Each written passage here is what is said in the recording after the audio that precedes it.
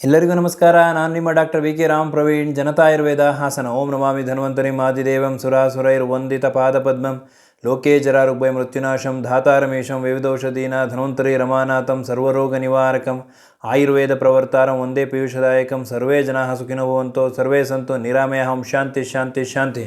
ವೀಕ್ಷಕರೇ, ನಾವು ಆರೋಗ್ಯದಿಂದ ಇರಬೇಕು ಅಂದರೆ ನಮ್ಮ ಕಿಡ್ನಿ ಫಂಕ್ಷನ್ ಚೆನ್ನಾಗಿರಬೇಕು. ನಮ್ಮ ಕಿಡ್ನಿಗಳು ಚೆನ್ನಾಗಿತ್ತು, ಸರಿಯಾಗಿ ಕೆಲಸ ಮಾಡ್ತಾಯಿತ್ತು ಅಂದರೆ ನಾವು ಆರೋಗ್ಯದಿಂದ ಇರ್ತೀವಿ.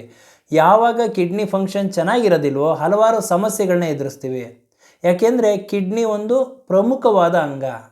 ನಮ್ಮ ದೇಹದಲ್ಲಿರ್ತಕ್ಕಂತಹ ವೇಸ್ಟ್ ಪ್ರಾಡಕ್ಟ್ಗಳನ್ನ ಫಿಲ್ಟರ್ ಮಾಡೋದೇ ಕಿಡ್ನಿ.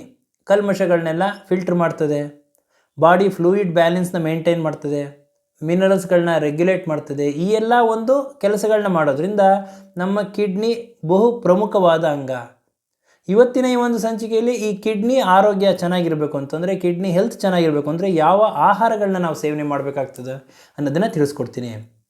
ಈ ಆಹಾರಗಳಲ್ಲಿ ಪ್ರಮುಖವಾಗಿ ನಾರಿನಂಶ, ಫೈಬರ್ ಕಂಟೆಂಟ್ ಜಾಸ್ತಿ ಇರಬೇಕಾಗ್ತದೆ, ವೈಟಮಿನ್ ಸಿ ಅಧಿಕವಾಗಿರಬೇಕಾಗ್ತದೆ, ಪೊಟ್ಯಾಷಿಯಂ ಕಡಿಮೆ ಇರಬೇಕಾಗ್ತದೆ, ಆಂಟಿ ಆಕ್ಸಿಡೆಂಟ್ಗಳಿರಬೇಕಾಗ್ತದೆ. ಈ ಎಲ್ಲ ಪೋಷಕಾಂಶಗಳಿರ್ತಕ್ಕಂಥ ಆಹಾರಗಳನ್ನ ನಾವು ಸೇವನೆ ಮಾಡೋದ್ರಿಂದ ನಮ್ಮ ಕಿಡ್ನಿ ಫಂಕ್ಷನ್ ಚೆನ್ನಾಗಿರ್ತದೆ. ಹಾಗಾದರೆ ಈ ಆಹಾರಗಳು ಯಾವ್ಯಾವುದು ಅನ್ನೋದನ್ನು ತಿಳ್ಕೊಳ್ಳೋಣ. ಸಾಮಾನ್ಯವಾಗಿ ಅಡುಗೆ ಮಾಡ್ತಿರ್ತೀರ, ಆಹಾರ ತಯಾರಿಕೆಯಲ್ಲಿ ನೀವು ಹಸಿರು ಮೆಣಸಿನ್ಕಾಯಿನ ಹೆಚ್ಚು ಉಪಯೋಗಿಸ್ತಾ ಇರ್ತೀರ.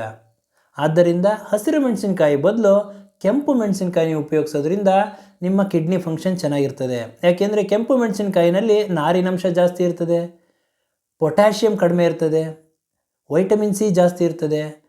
ಕಿಡ್ನಿಯ ಫಂಕ್ಷನ್ ಚೆನ್ನಾಗಾಗೋಕ್ಕೆ ಇದು ಸಹಕಾರಿಯಾಗಿದೆ. ಇನ್ನು ತರಕಾರಿಗಳಲ್ಲಿ ಎಲೆಕೋಸು, ಹೂಕೋಸು, ಈರುಳ್ಳಿ, ಬೆಳ್ಳುಳ್ಳಿ ಇವುಗಳನ್ನು ನೀವು ಸೇವನೆ ಮಾಡೋದ್ರಿಂದ ನಿಮ್ಮ ಕಿಡ್ನಿ ಫಂಕ್ಷನ್ ಚೆನ್ನಾಗಿರ್ತದೆ. ಇನ್ನು ಆ್ಯಪಲ್, ಸೇಬಿನ ಹಣ್ಣು, ಬೆರ್ರಿ ಹಣ್ಣುಗಳು, ಸ್ಟ್ರಾಬೆರ್ರಿ, ಬ್ಲೂಬೆರ್ರಿ, ರಾಸ್ಬೆರ್ರಿ ಈ ಥರ ಬೆರ್ರಿ ಹಣ್ಣುಗಳನ್ನ ಸೇವನೆ ಮಾಡೋದ್ರಿಂದ ನಿಮ್ಮ ಕಿಡ್ನಿ ಫಂಕ್ಷನ್ ಚೆನ್ನಾಗಿರ್ತದೆ. ಇನ್ನು ಮೊಟ್ಟೆ, ಎಗ್ ವೈಟ್, ಬಿಳಿಯ ಭಾಗ, ಮೊಟ್ಟೆಯ ಬಿಳಿ ಭಾಗ ನೀವು ಸೇವನೆ ಮಾಡೋದ್ರಿಂದ ಕಿಡ್ನಿ ಫಂಕ್ಷನ್ ಚೆನ್ನಾಗಿರ್ತದೆ. ಇನ್ನು ಆಹಾರದಲ್ಲಿ ಆಲಿವ್ ಆಯಿಲ್ ಉಪಯೋಗಿಸೋದ್ರಿಂದ ನಿಮ್ಮ ಕಿಡ್ನಿ ಫಂಕ್ಷನ್ ಚೆನ್ನಾಗಿರ್ತದೆ.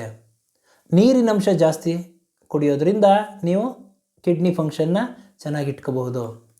ಹಾಗಾದರೆ ಯಾವುದನ್ನು ಅವಾಯ್ಡ್ ಮಾಡಬೇಕಾಗ್ತದೆ ಅಂತಂದರೆ, ಉಪ್ಪಿನಂಶ ಜಾಸ್ತಿ ಇರ್ತಕ್ಕಂಥ ಆಹಾರ ಪದಾರ್ಥಗಳನ್ನ, ಮಸಾಲೆ ಪದಾರ್ಥಗಳನ್ನ ನೀವು ಅವಾಯ್ಡ್ ಮಾಡಬೇಕಾಗ್ತದೆ. ಹೆಚ್ಚೆಚ್ಚು ಉಪ್ಪು ಹಾಕ್ಸ್ಕೊಳ್ಳೋದು, ಊಟದ್ದಕ್ಕೆ ಮೇಲೆ ಉಪ್ಪು ಹಾಕ್ಸ್ಕೊಳ್ಳೋದು, ಮೇಲೆ ಉಪ್ಪಿನಕಾಯಿ ಹಾಕ್ಸ್ಕೊಳ್ಳೋದು, ಈ ಥರ ನೀವು ಆಹಾರ ಸೇವನೆ ಮಾಡ್ತಾಯಿತ್ತು ಅಂದರೆ ಇದನ್ನು ಅವಾಯ್ಡ್ ಮಾಡಿ. ಹೆಚ್ಚು ಉಪ್ಪು ಸೇವನೆ ಮಾಡ್ತಾಯಿದ್ರೆ ಇದನ್ನು ಅವಾಯ್ಡ್ ಮಾಡಬೇಕಾಗ್ತದೆ. ಹೆಚ್ಚು ಸಕ್ಕರೆ ಸೇವನೆ ಮಾಡ್ತಾಯಿದ್ರೆ ಇದನ್ನು ಅವಾಯ್ಡ್ ಮಾಡಬೇಕಾಗ್ತದೆ. Process food, junk foods, spicy ಫುಡ್ಗಳನ್ನ ನೀವು ಸೇವನೆ ಮಾಡ್ತಾಯಿತ್ತು ಅಂದರೆ ಇದನ್ನು ಅವಾಯ್ಡ್ ಮಾಡಬೇಕಾಗ್ತದೆ. ಹಾಗೂ ಪ್ರಮುಖವಾಗಿ ಆಲ್ಕೋಹಾಲ್, ಮದ್ಯಪಾನ ಮಾಡ್ತಾಯಿದ್ರೆ ನೀವು ಇದನ್ನು ನಿಲ್ಲಿಸಬೇಕಾಗ್ತದೆ. ಆದ್ದರಿಂದ ಇವತ್ತಿನ ಈ ಒಂದು ಸಂಚಿಕೆಯಲ್ಲಿ ಕಿಡ್ನಿ ಫಂಕ್ಷನ್ ಚೆನ್ನಾಗಿರಬೇಕು ಅಂದರೆ ನೀವು ಯಾವ ಆಹಾರ ಸೇವನೆ ಮಾಡಬೇಕು, ಅದರಲ್ಲಿ ಯಾವ ಪೋಷಕಾಂಶಗಳಿರಬೇಕು, ಯಾವುದನ್ನು ಅವಾಯ್ಡ್ ಮಾಡಬೇಕು, ಈ ಎಲ್ಲ ವಿಷಯವನ್ನು ತಮಗೆ ತಿಳಿಸ್ಕೊಟ್ಟಿದ್ದೀನಿ. ನನ್ನ ಈ ವಿಡಿಯೋ ತಮಗೆ ಇಷ್ಟವಾಗಿದ್ದಲ್ಲಿ ಲೈಕ್ ಮಾಡಿ, ಶೇರ್ ಮಾಡಿ ಹಾಗೂ ನನ್ನ ಎಲ್ಲ ಮುಂದಿನ ವಿಡಿಯೋಗಳಿಗಾಗಿ ಸಬ್ಸ್ಕ್ರೈಬ್ ಮಾಡಿ. ಧನ್ಯವಾದ.